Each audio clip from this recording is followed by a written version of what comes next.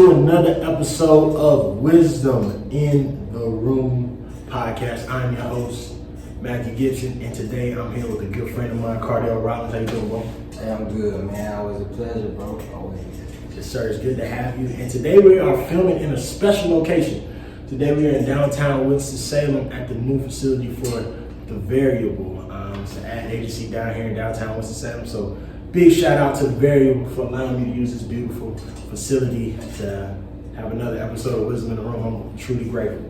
But I'm also grateful to have you in my presence, man. It's been forever, bro. It has been a minute, man. It's been way too long, way too long. I think literally the last time I saw you was when you had crossed. Oh, yeah. That's probably about 2 years ago. Yeah, Hair 2018. Yeah, right when you cut the dreads off. Yeah, going into your last season. That was going into your last season. Yeah, it definitely was. That was spring before my last fall season. Yeah, bro. Yeah, and you turned up that season.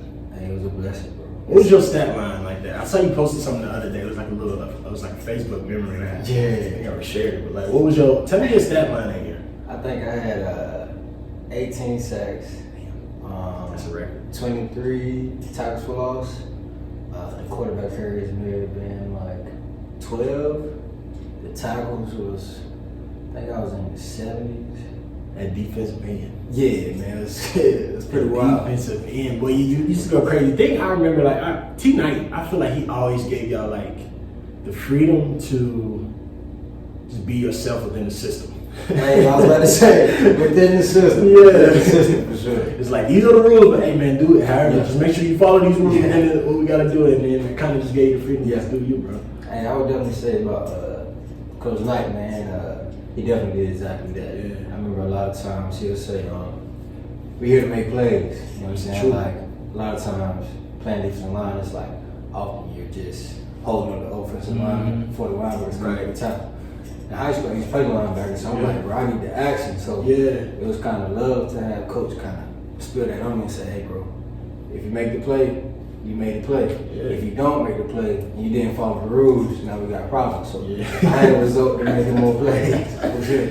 Yeah. Just make the play, man. But like I was saying, it's great to see you, bro. So part of the reason why I wanted to have you on here is because, you know what I'm saying, I think you are somebody who inspires me. You know what I'm saying? Even back when we was playing, like I feel like you were somebody that made me better. Like a lot of times when we had guys come to the scout team, right? You know, some dudes will give you some good effort, or some of them just maybe not good enough, and so you can just easily just dominate them. Yeah.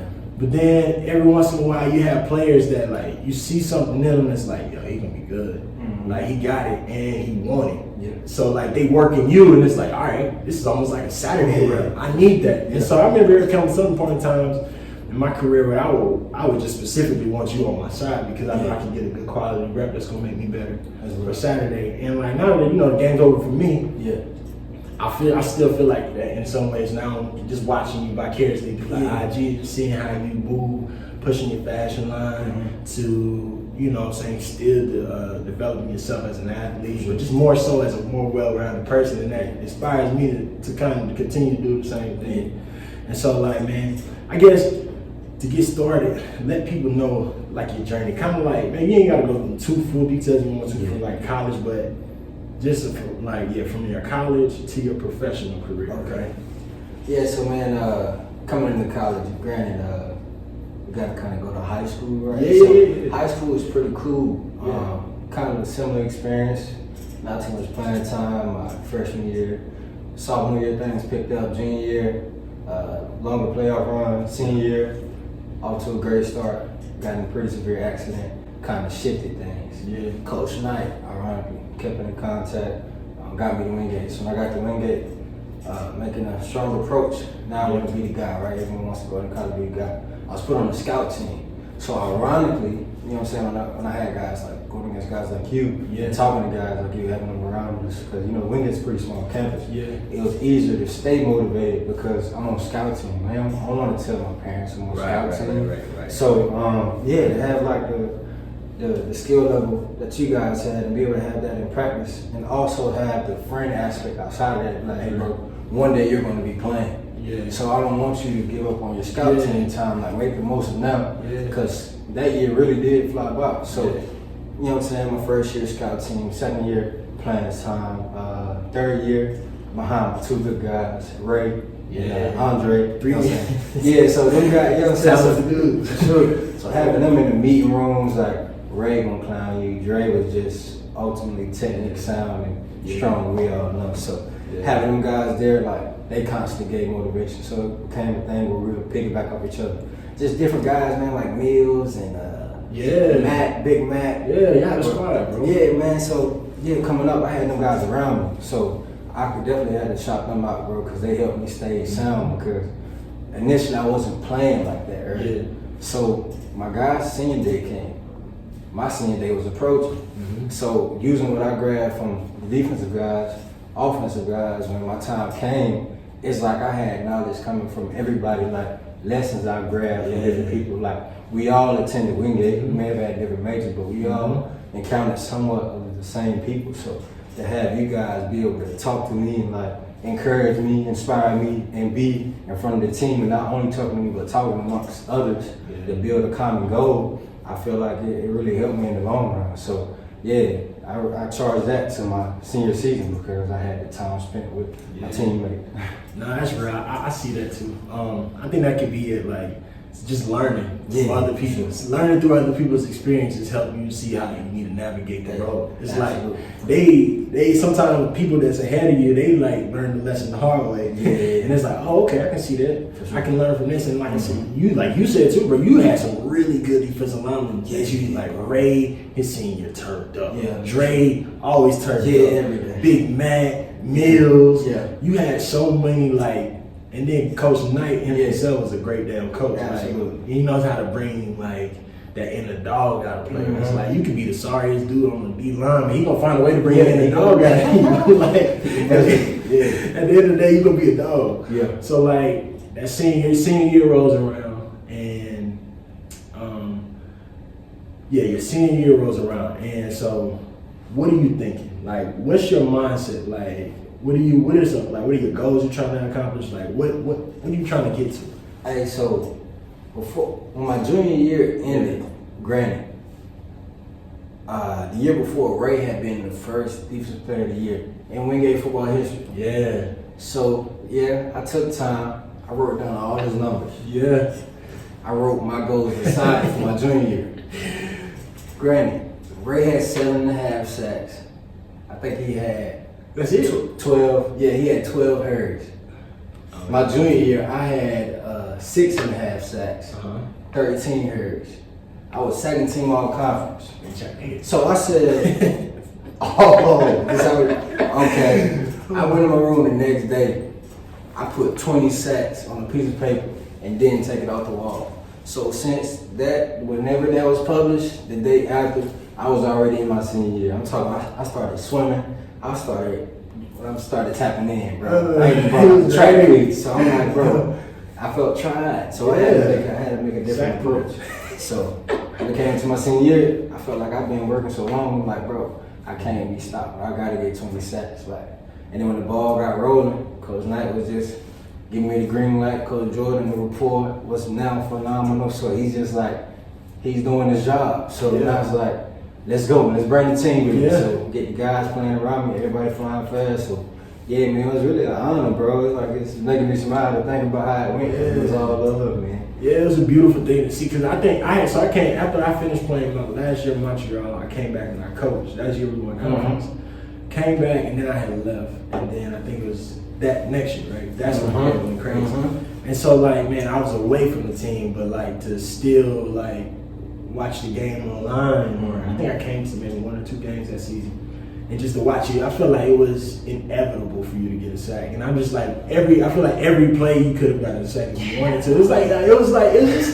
It was crazy to watch. It was unblockable in a lot of ways. I'm gonna ask a controversial question. Do you think you're the greatest pass rusher of Wingate history? Absolutely. I feel any confident man should say the same. I hear you. Absolutely. I hear you, bro. And your numbers don't lie, though. Yeah, you know what I'm saying? You get the most sacks. You got the most sacks in Wingate in single season history, right? Yeah, I did. Right. So I'm like, numbers don't lie. And there's a lot of great pass rushers who come through Wingate. Yeah. A lot of great pass rushers, but I feel like Go ahead and toot your horn, bro. Yeah, a little bit. Got to. But like I said too, I definitely grabbed some things from people here and there. For sure. I give honors. I might go back and watch a little bit of the highlights from every movie too, but we ain't gonna say that. I mean, but at the end of the day, that's what everybody do, bro. Yeah, like, everybody get inspired by somebody. The greatest pass rush, the great offensive line wise. I always used to watch Tyron Smith. Okay. That's why, and so like I used to try to mimic my game I have a little bit. And so it's like everybody picks for somebody, but it is what it is, bro.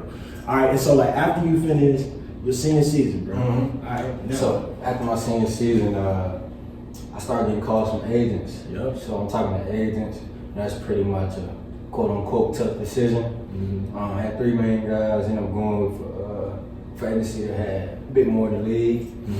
So then following that, my agent had me sent to Pittsburgh. The isolated train. I've never been to Pittsburgh, a bit cold. So it was like, hey man, we here to work out, we're not here to vacation. So I took heed to that. Went down there working hard. Fortunate enough, I had Wake Forest allowed me in their pro day. I did pretty well. Following that, got a call to AZ, Arizona. Yeah, so when I got to Arizona, it was pretty love. Following the end of the camp, I think they made a sign to safety. So after that, it's kind of chilling. Still talking to my agent, still good love there. So he was telling me about different teams, different workouts I had coming up. So what happened was, just trying to make the most of time. And I was actually about to make a flight to go see a family member. And I had a CFL team call me personally.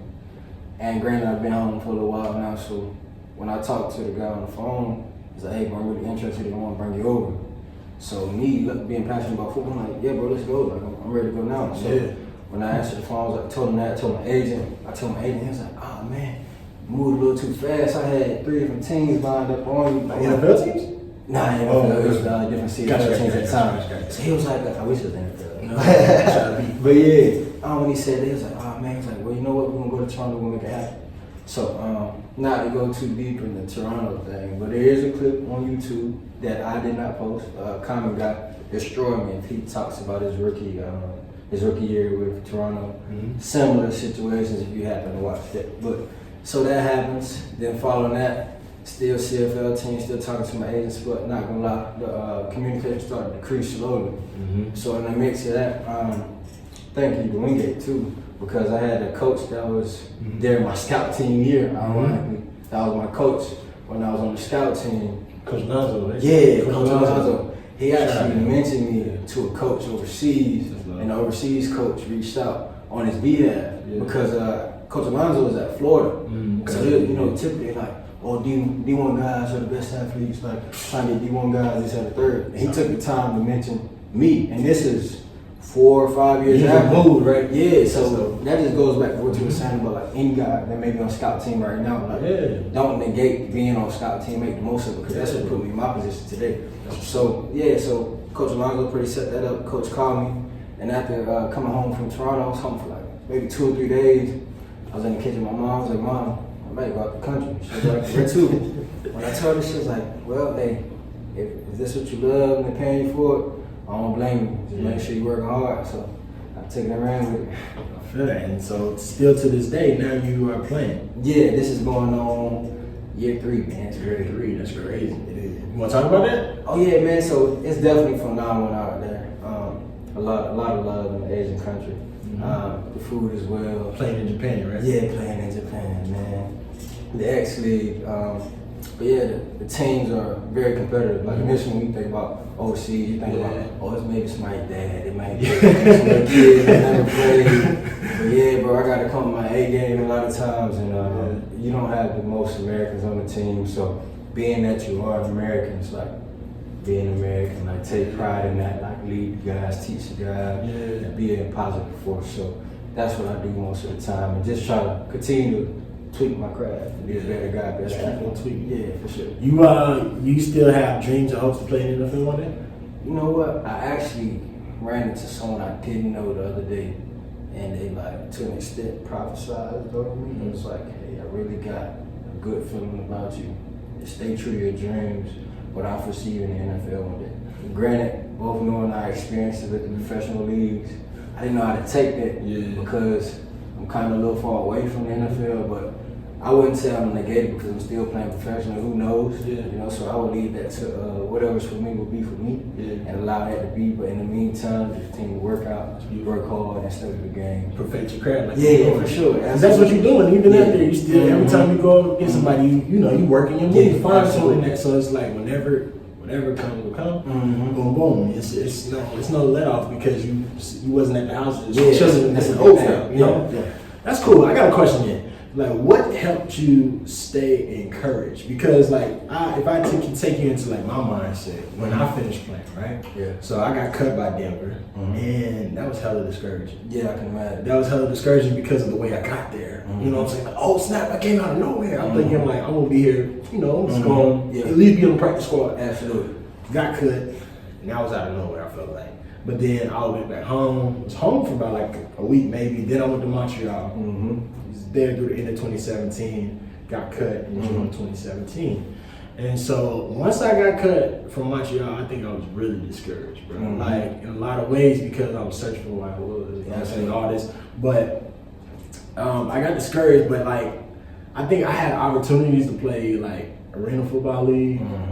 But for me, my mind was just so sold on the NFL or CFL that I didn't want to play nothing else, and I felt like in my mind, I feel like I was wasting my time. I can see that. But like, so like for you, what made the difference for you to say, you know what, man, I don't care, I'm gonna go play in Japan? Because a lot of ways, you know how you was just saying, we hear stuff like, oh, you're gonna play overseas with some sorry folks and this and that. And so like sometimes, and I know like how my mind's wired, sometimes I can absorb that and like push that opportunity away. But like for you, you embrace that opportunity. What allows you to embrace that opportunity to say, yo, I'm gonna go play in Japan? So initially the passion for the sport, that was definitely still there. But I also had a family member that was stationed in Japan, but he was in the Navy, so he was able to tell me about the culture and different things like that. Granted, I didn't know about the league, so on the outside, then it was just me looking in, but I've never experienced it, and I've similarly, you know what I'm saying, I had the feelings of what it felt like to be cut. I didn't enjoy it the most.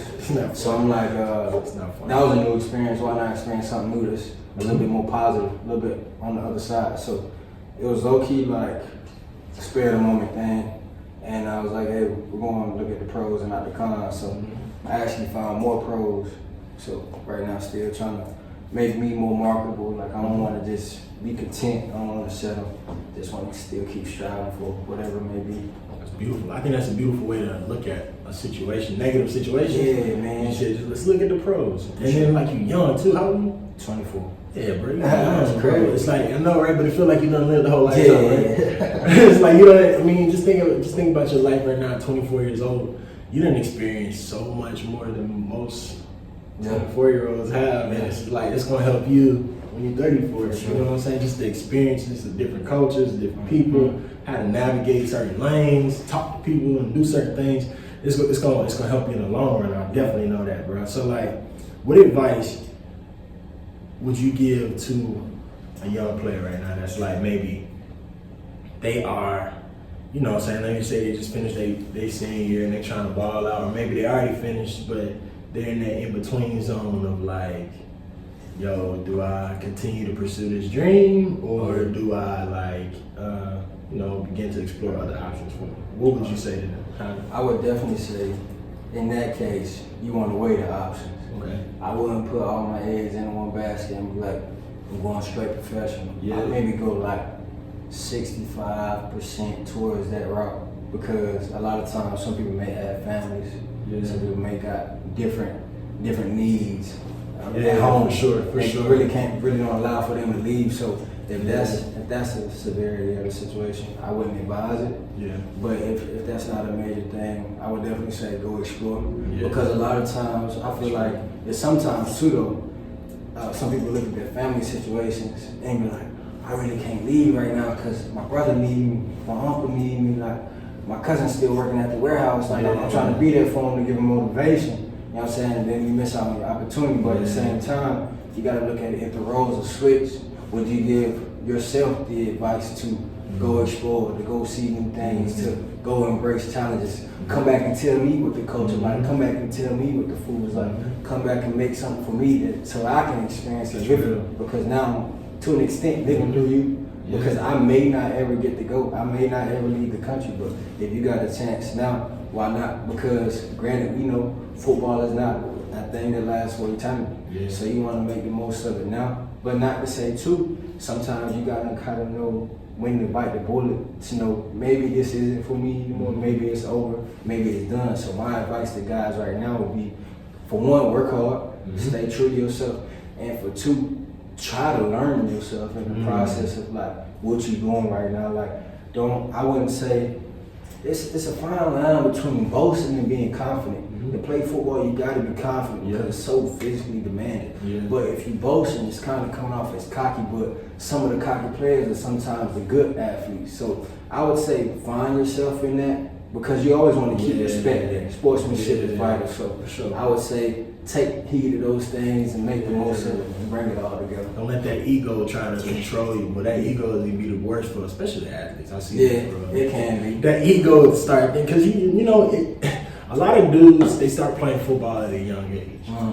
And sometimes they get nice at a young age. They stay nice, right? Yeah. And then along the way, you get a lot of people who are telling you you're nice. Oh, this is who you are. This is who you are. This is who you are. And as soon as the game ends or they get hurt or something like that, that ego is still telling them that's just who they are. But in reality, they don't have like a firm grip on what reality is actually saying. And so a lot of times that can drive dudes over the edge of thinking like they're so high and mighty, but it's like, nah, bro, come back now. For sure. Let's keep a firm reality on like life, right?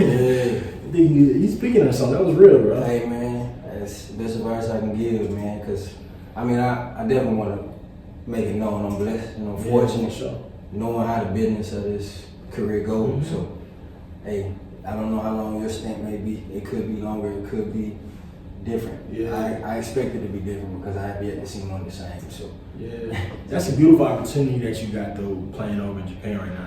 I think the advice you gave, I wish I would have heard that come out. I'll be honest with you, because like it's not to say that I put myself in the box, because I did start to explore things and it helped me to discover who I am, I guess. But like everybody's path is different too. Yeah, for sure. But like I think that's real solid advice of what you just said, man. And like, so like kind of when you was talking about like discovering other aspects of yourself, things that I realized about you is that you always been a different thinker. Like I think that's where we connect. Like, you know what I'm saying? It's like we talking parables, we talking like we talking metaphors, bro. You know what I'm saying? It's like when we say stuff, it's like sometimes, like I tell people this all the time, like I kind of talk figuratively, so like, you know, it's always a deeper meaning. That I say. So just don't ever just take something at the surface level on me most time.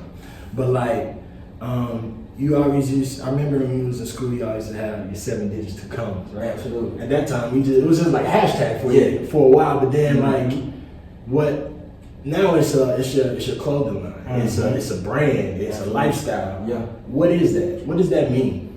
It was initially it's a mindset. Okay. So you think 7 digits to commas, it's essentially a millionaire's mindset. Yeah. Granted, when I have on 7 digits to commas, it leads people to ask, hey, what is 7 digits to commas? Depending on where we're at, we're here together, I might be like, write it out. You may look like, oh, it's $1 million. A lot of people assume it's $1 million, but it really could be $1 million chances, $1 million solutions, $1 million opportunities. I really like the initial fact of the brand, which is why initially it was a bit bolder in college, because you've seen it, all you saw was 7 digits commas. A lot of people associate the money, a lot of people associate different things, but it's $1 million of something. It's more than one. Because a lot of times, like you said, we got our ego, one ego. A lot of times we find ourselves coming down to a level of one when we're a level of many. So if we understand we're a level of many, we're able to make different strides. We're able to come across different solutions. We're able to see different things. Like it's all about growth essentially, but it dials into a millionaire's mindset, because when you think of a millionaire, a lot of times you relate the qualities of hardworking, on time, time-oriented, innovative, creative.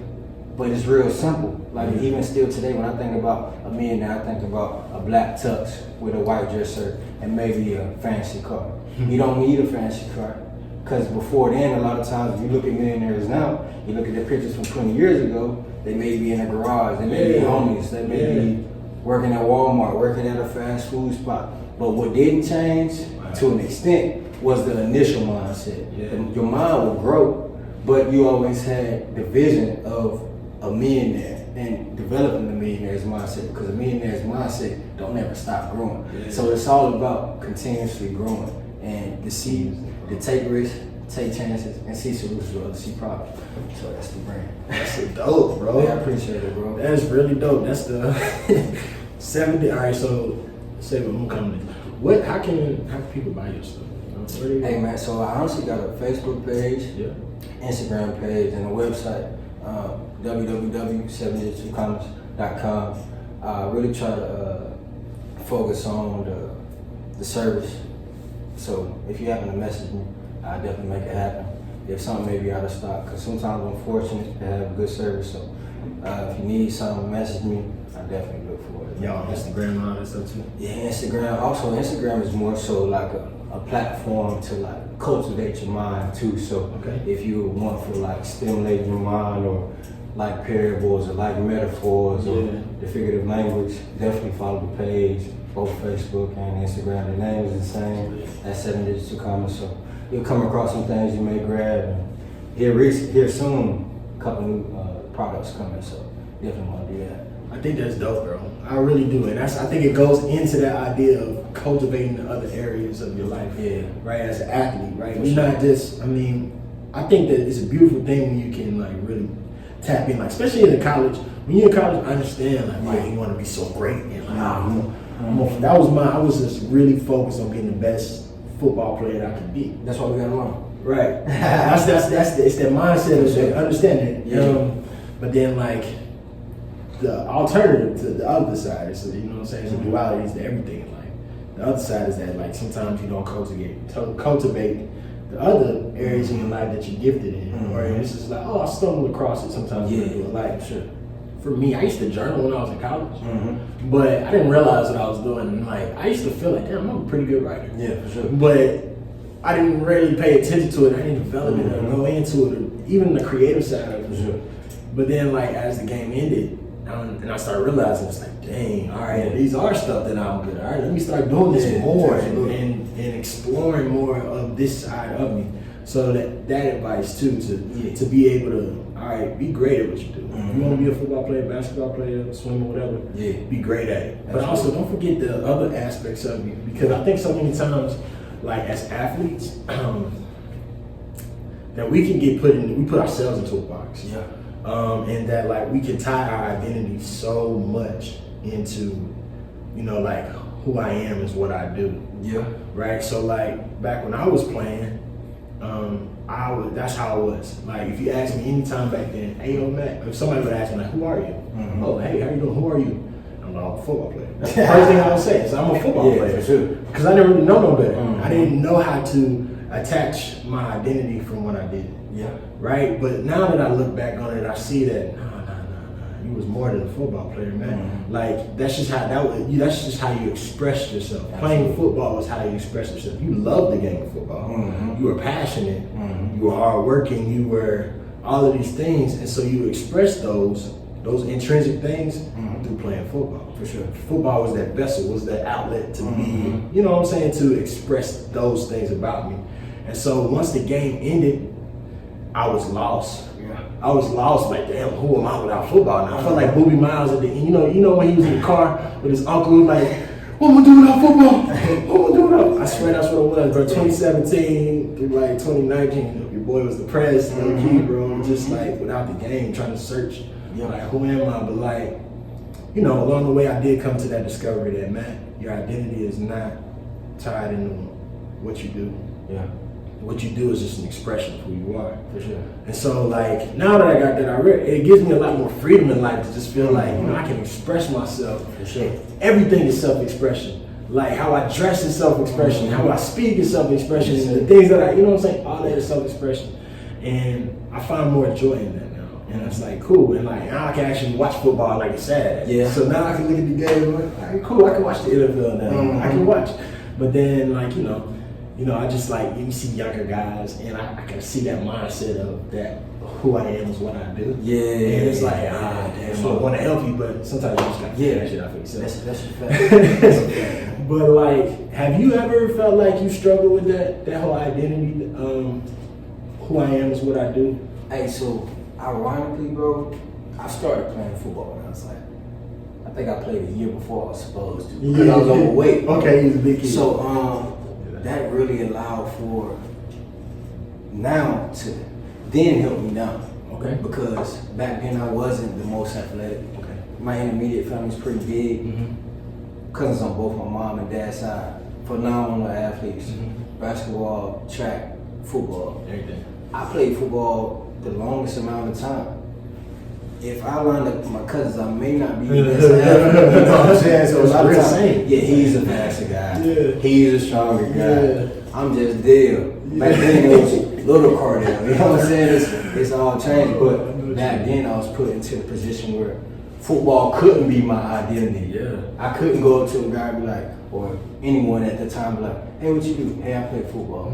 Okay, cool. At the moment, I love football. I would work hard, doing push-ups and sit-ups back at home. You know what I'm saying? My dad would give me cans of spinach and things like that. But personally, I don't feel like I was really showing that to everybody else for people to be like, oh, well, you're a good football player. Yeah. A lot of times I had my family and friends there for me. They let me know because I was playing running back then. Okay. So kind of like a Jerome Bettis type style. Big back. Yeah, big back. So that was my go-to. That was my forte at the moment. So being here now, it's kind of the same, but I'm kind of on the opposite side of it.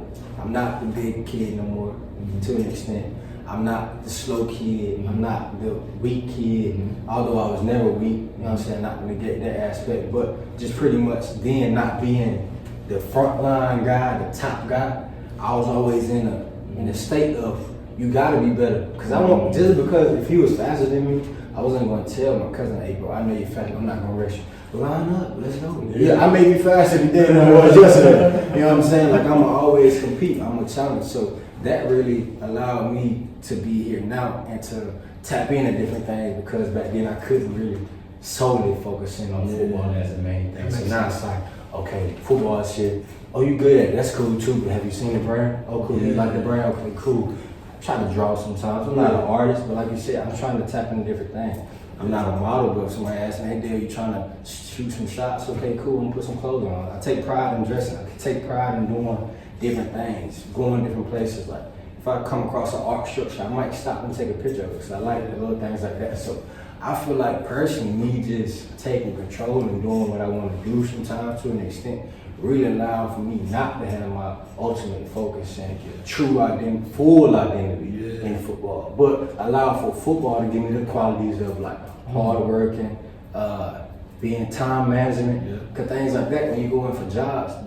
If you got football player on the resume, I know he had to work out, he had to sweat, he probably got bumped and bruised, but he was still able to do his job. So when he come into the workforce, it's pretty much the same thing. So that's not to negate playing sports, but it's just pretty much do more than sports. Like your extracurricular activities, let's fill in that category of the resume a little bit. So so early on, I would say as a child coming up, that's cool. It just helped me out. You had the opportunity to cultivate it. That's a great way to look at it though. Because maybe that's why I connect with that. I was definitely the runt of the family. I mean, I was probably the biggest one of them talking. My cousins were shorter than me, but all of them was faster than me, stronger than me. And like, I didn't really hit my athletic spurt till I got to college. That's when I started growing into my body. I was like Bambi out on the field, bro. And so I see what you're saying though, but it gave you the opportunity to focus on the other things. That's a beautiful way to look at it though. So, you just painted the picture real clear for me. And I think a lot of people when they hear that, they're gonna be able to connect with that too. That's beautiful, bro, in a lot of ways, man. So like, we're in that. So like extracurricular, like I like that. So let's keep talking to some young guys. Let's keep talking because you got a lot of people that look up to you, bro. Hey man, you know what I'm saying? So ironically, bro, I feel like I'm only in a position to be looked up to because I'm constantly looking up to somebody else. Like I'm blessed to have a close intermediate family.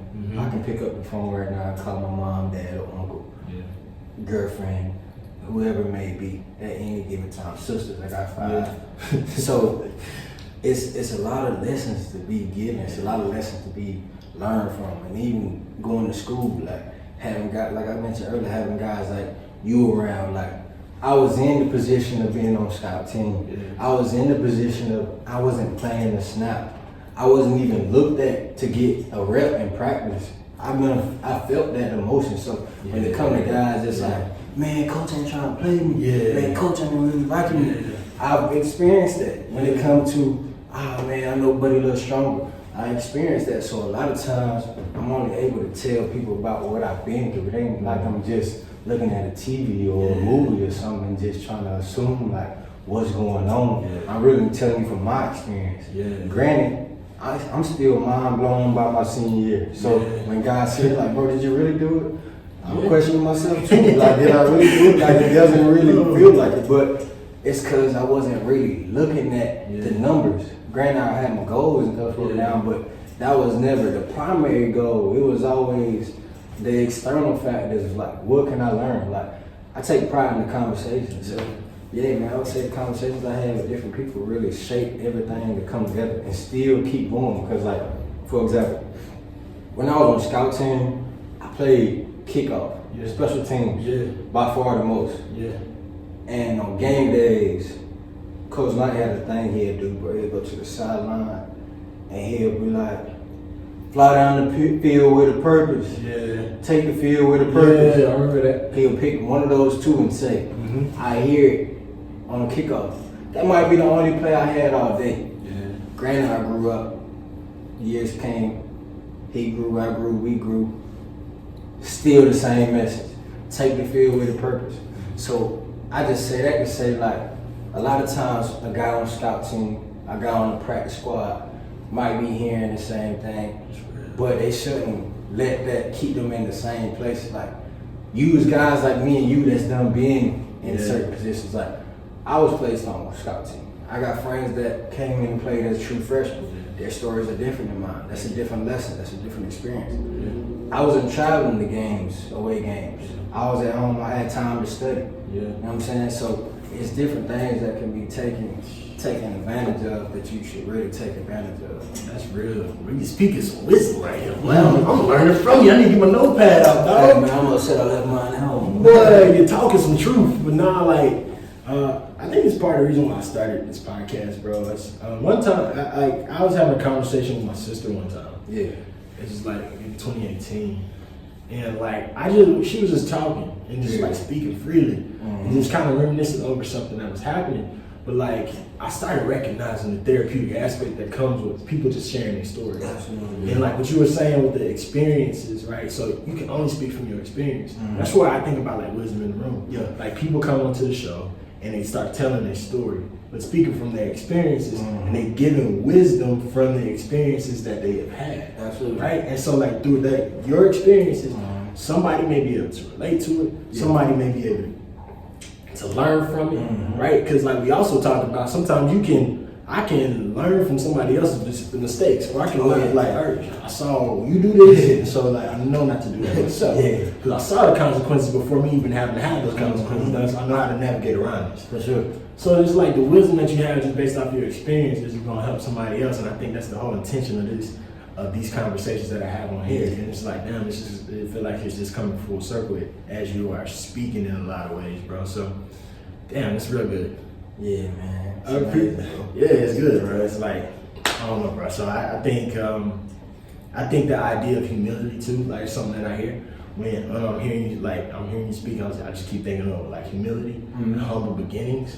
Right. Because like, you know, from the outside looking in.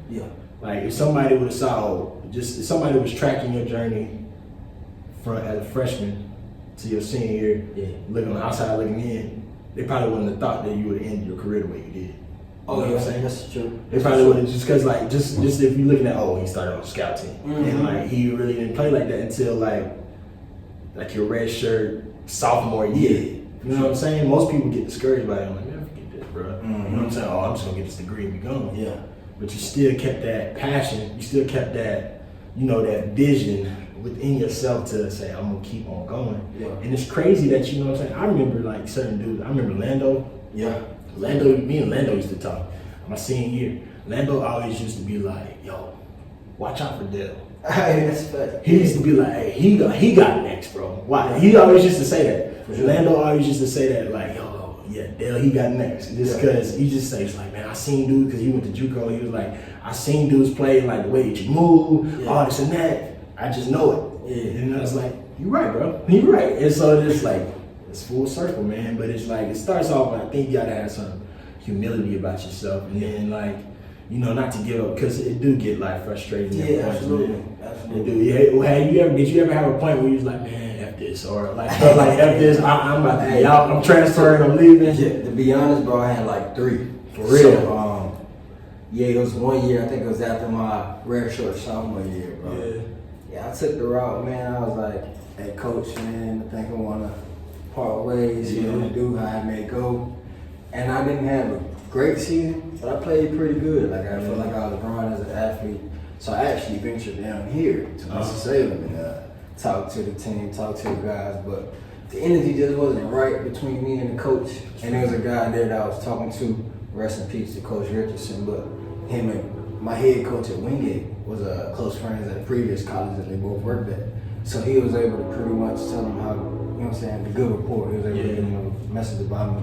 But I didn't go through with it because something happened with like my dad and mom, something happened really long. So I ended up going back to Wingate. So when I went back, I'm like, bro, I'm back. I feel like I'm here for a reason. Well, I never left, granted. I'm here for a reason. And on my official visit, man, it was me and my dad together.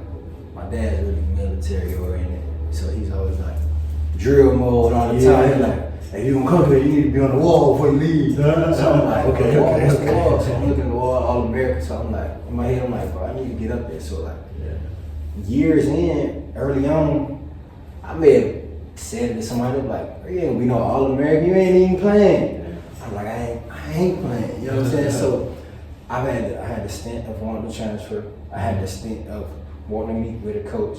I had a stint of saying like, man, bump this. But I can remember vividly, bro, it was one time in practice, I had a family member pass away. I already wasn't playing. You got spring workouts, you running, you sprinting, you tired, you sweating, and I ain't getting no playing time. So I'm on the sideline, I'm low-key blowed in practice, like mood change, like it's not myself, granted. And I remember my guy Mills came up to me like, "Well, you good?" I'm like, "Nah, like good." My guy Matt came up and they came like, "Hey, bro, you gonna be straight, like scout team, boom, bam, you keep doing what you doing, keep doing what you doing." Then I go down there with you guys, right? And I may go against you, I may go against Orlando. No, I'm hearing these are the 2 best O-linemen in the conference. So I'm like, oh, y'all need to get this work. So for me to even maybe get past, or for me to even make you be like, oh yeah, let me tighten up my gloves. So I got to go against Dale. I was like, okay, let me tighten up some more. So the little things like that really kept me sane. But granted, like I had my times, bro. I was like, man, bump this, but something about me personally couldn't let myself quit on that. Like I low-key needed to feel like I wanted to quit, so I would know not to quit. You know what I'm saying? That really shaped me for when I did start. I'm like, bro, I remember when I wasn't playing. Like now my opponents got to fit. Bro, you don't know I was on the sideline hoping I could have this chance to go. Now I'm out here with about you. to eat you. You gotta feel me because I'm out here. This is some type of way, bro. So I feel like you take pride in that, man. It's everything's gonna work out. And if you believe it's gonna work out, it's gonna definitely work out. So. That vulnerability, bro. That vulnerability that to be real with your boys is like, no, I'm not okay. And then like that vulnerability helps them, man. My man, I know how you feel. I felt like this. Sure. Both of them had definitely probably had low moments. I know Matt, Big Matt, with all the injuries he had, you know what I'm saying? Mills, I know he had like moments of just some low moments. We all had them like in our careers of like, you know, and I think a lot of times as football players, we can get into this mindset where we thinking like, it's just like we the only ones that feel that way. But we not. And it's just like when you vulnerable with like your boys, you're able to recognize that like, nah bro, you ain't the only way. You ain't tripping for feeling like that. Just keep going. You know, the encouragement that make you keep going and essentially have the path that you've had so far, bro. It's just, it's so cool to hear, bro. It's cool to hear your story. It's encouraging me. You know hey man, I appreciate it. But just following that, I feel like a cool thing about football, right? We're constantly in pads and helmets, things of that nature. So all we really got to feed off of is energy more so. For sure. You can't really feed off facial expression like on the court for coming in mad. You're like, hey bro, why you mad? Yeah. On the football field, I got the helmet on, so it's kind of behind the cage. So you Yeah. can't really see like how I'm feeling, but you can feel my energy. So I feel like that's a thing that we don't really focus on a lot, but we notice it. Like if you was to come to practice, I'm like, hold on, what Matt? I ain't walking the same like, man, you good? So you can feel it. the energy is definitely important, man. So I feel like the energy is definitely something you need to pay attention to on and off the field, and it's something you picked up on. And we should definitely still continue to do that. It definitely makes you more perceptive. It makes sense though. I always feel like now, just like I can sense energy. I always can feel it. I can feel it. I can feel like if somebody is. I don't even gotta know you like that. If someone just ain't right, I don't know what it is, but that makes sense though. Like that jump just couldn't develop because you're right. You can't see his facial expression. You gotta feel it. Like even in the game, if you going up against somebody, like you can tell if somebody's scared. I can tell if somebody is like, oh yeah, he ready. Like, let me make sure I get myself together. You know what I'm saying? You can sense that the energy is all there. Yeah, that's real, bro. Never thought about it like that. That's real. So just moving it forward, bro. Like this has been a different year for everybody, bro. You know what I'm saying? It's just been different. It's been a whirlwind for some. It's been good for some. It's been terrible for others. I mean, that's a year though. That's how a year goes. But like 2020 would be one of them years that we always gonna remember. So like for you, what has been the greatest lesson that you learned this year? Greatest lesson will probably be how to be alone but not to be lonely. Cause I had a lot of downtime and alone time. I feel like a lot of times people may get misconstrued of when you're alone or when you're lonely. Like lonely is oftentimes referred to a down state of emotion. When you're alone, you might be working out alone. You might be eating alone. You might be exploring alone. So really learning how to be alone, and sometimes I might not be outside. I may be home, but I'm alone. I might not have the TV on, I might not have music playing. At most, I might have my window open to hear birds or something flying by. Not to sound cheesy, but really being vulnerable here, like learning how to be alone. So this year, I would say I definitely took pride in that. That's real. So, man, I would advise anybody to try to learn how to be alone. Like, it's a prideful thing, bro. That is. I mean, I feel like everybody kind of had their own dose of that. You know what I'm saying? This year, especially like, I don't know how it was out there with like quarantine and stuff, but definitely here, being in the house, being at the house and having to, just sit with yourself in a lot of ways, bro. Hey, for sure. So you can't run. I'm the type of person I stay busy a lot. So like when you stay busy though, a lot of the stuff that you're running away from, it just build up. And then, for me, a lot of that stuff had to come sitting right in my lap. I deal with it. Accept yourself. Accept these things about yourself. That's real. Learning to be alone. And I think as adults, period, man, woman, you gotta learn how to have space for yourself, you know what I'm saying, in order to, so you know how to function around others, you know what I'm saying, so that you don't always shapeshift, like, oh, this is what people need me to be, who are you? Hey, I would say, like, so, granted, it wasn't the easiest thing to do. For sure. So a tactic I had was, I go look in the mirror sometimes. Like, when you look in the mirror, bro, you can lie to everybody else, but you can't lie to yourself, bro. Like, you know, you might got the best lie you can lose for the past 12 years, bro. But when you get to the mirror, you like, bro, you're lying. You know what I'm saying? Like, let's be true here. And the thing is, if you look in the mirror, you don't gotta say a word. The words may help. You may have affirmations on the mirror to help keep your thoughts good, but a lot of times, when you look in the mirror, you already know why you're there. You know what you're about to say, you know what you should say, and you know what you should be hearing. So, yeah, man, you should try it. Like, it's an exercise that I think works. Go look in the mirror. On top of the affirmations on the side, you know what I'm saying, to keep your thoughts. Somewhat Yeah. So, yeah, man. That's awesome, bro. I like that a lot, bro. I think my lesson is just to be kinder to myself, bro. I had to learn. I think that comes from sitting with yourself. I started recognizing, damn, man, you are not nice to yourself. Bro. You be kind to everybody else, but you be talking to yourself kind of reckless. Chill out, bro. For sure. I think that's probably my greatest lesson, though, bro. This is the last thing I'm gonna ask you, bro. When we go, I appreciate. This has been a great conversation. Phenomenal. Like I definitely, I love this conversation. Yeah, for real, bro. Last question I'm gonna ask you is this. All right, it's my little $1 million question. 7 digits, 2 commas question. Oh, that's big bad. You feel me? Nah. So pretend we were in a big auditorium. So big that it could fit the whole population of the world, 7.8 billion people.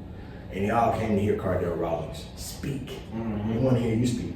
All right, because they want to get some type of wise nugget, some type of word of encouragement, some type of inspiration that can help them go back into their communities, back into their families, back into wherever they need to go afterwards. Yeah. And be some type of change agent that help inspire other people. Right? So what would you say to them? So it's not so much what I say, it's more of what I ask. And I'm gonna keep it simple. What was your last 3 thoughts? Give them time. Was they positive? Give them time. Did it move you forward to what you want to do? Give them time. What would you go back and change about your last 3 thoughts? So you sit and think about how you're thinking. That's gonna help you think while you're thinking with others. Cause man, it's so vital, bro, to realize like what we think about, and a lot of times that come from what we surround ourselves with. But initially, it's the thoughts, right? When I watch TV, I think about something. When I listen to music, I think about something. Certain songs, certain genres, certain artists make me think about different things. Certain movies, certain horror films, certain documentaries gonna make me think about different things. So I would ask more so what they're thinking about. Because if they're going back to their communities, right? They're already thinking about what they're thinking about while they're listening to what someone else is thinking on. So now you're kind of like, well, why are they thinking about that? Well, here, let's think together. Is that positive? Is that beneficial? Is that helping either of us? So if you're taking that into consideration, just thinking about what you think about, it's simple. Just think about what you think about. I love that. For sure. I'm thinking no. I'm thinking to myself like, how have I been thinking today? But that's how you know it's really a good thing to do. Cause like a lot of times, bro, I don't really try to make an approach like, hey, I want to be motivational. Hey, I want to be inspirational. I be talking to myself. I talk to myself all the time. So I'm trying to be my own coach. And I don't want, like I said, you can't lie to yourself. So the fact I'm being my own coach, and it's still me. I'm not telling anyone what I'm doing. I'm constantly coaching myself, and I can't lie to myself. I can't run from myself. I can't run from my thoughts. I can't tell myself something. I might say something and be thinking something totally different. So the fact that you can do that all within yourself is massive. That's good, though. That's good. I'm over here to process. Yeah, bro. Me too. You gotta process that, John. Hey, for sure, man. But I think that's good wisdom, bro. A lot of ways, man. Watch how you thinking and what are you thinking? Think about what you're thinking about, right? And then like you change those thought patterns because your thoughts eventually become somewhat it manifests. Yeah, that's fact. Manifest themselves, right? So you can manifest those positive thoughts and you know what I'm saying that ideal, I don't even say ideal self, of what we want to see into the world. You know what I'm saying? Be able to think on those things, meditate on those things. Yeah. And bring those things forth. I think I love that, bro. It's good, bro. This has been a great conversation, man. I'm for real.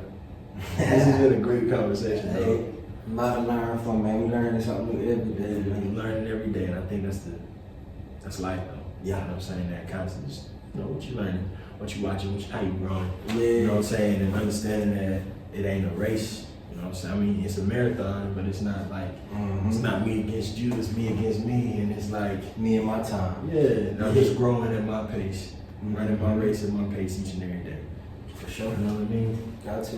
But nah, bro, I think that's good, bro. We talked about a lot, we covered a lot, and I can't wait till this comes out. Like, all right, so before we go, let people know how they can, like, you know, I guess your socials, stuff like that. So my personal Instagram is winning, WINNING, wave _. In my bio, I actually have my brand page there as well. The link there to my brand website. And on my brand website, you will find like vice versa. And also my bio, you may notice my Rich Fit page for fitness. When I attended Wingate University, I graduated with an exercise science degree. So here and there, I may drop insight on health tips there. And that's pretty much my main source for like inspiration and brand. I do have a Twitter, and Twitter is just occasionally, if I think about a parable, think about a song or a lyric, I may put something there, but it's all for the greater good, for the common good of everyone else. And that's Dell, DELL _OHSOWAVY.